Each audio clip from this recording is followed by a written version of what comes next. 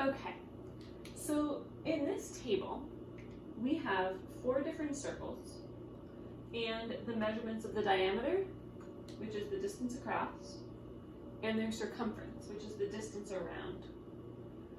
So we're gonna study this for a minute. So if the diameter is 3 centimeters, then the circumference is 9.42 centimeters.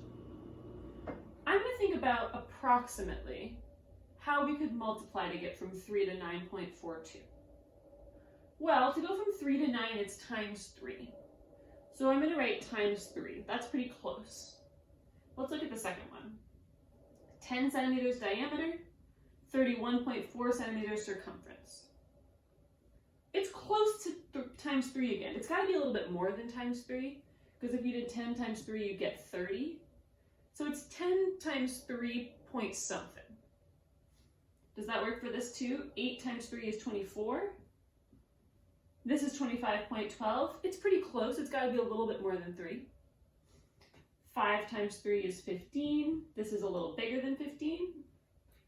Okay, so it's close to times 3. You've probably figured this out already, but it's really times 3.14, because that's our approximation for pi. And pi is what you multiply the diameter by to get the circumference. So if I did 3 times 3.14 on my calculator, which I would, I'd get 9.42. And if I did 10 times 3.14, I'd get 31.4. So that's all you have to do. You just have to multiply the diameter by 3.14 to get the circumference. Let's practice a little bit here.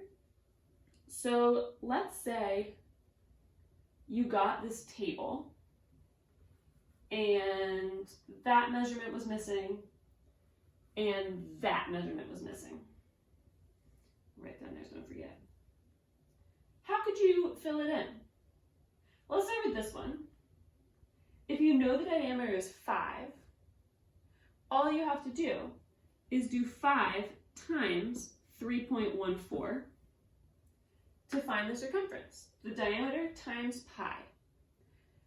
For all of these, you can do these on calculators. I don't expect you to spend your whole day multiplying things by 3.14. So you put in your calculator, you get 15.7. For this one, how could you get from the circumference to the diameter? Well, to get from here to here, we multiply by 3.14. To go backwards, we need to divide. So we do 31.4 divided by 3.14, which will get us 10. So if you're finding the circumference, you multiply by 3.14. If you're finding the diameter, you divide by 3.14. And that's it. I'll do a couple more videos with some examples, and then you should practice.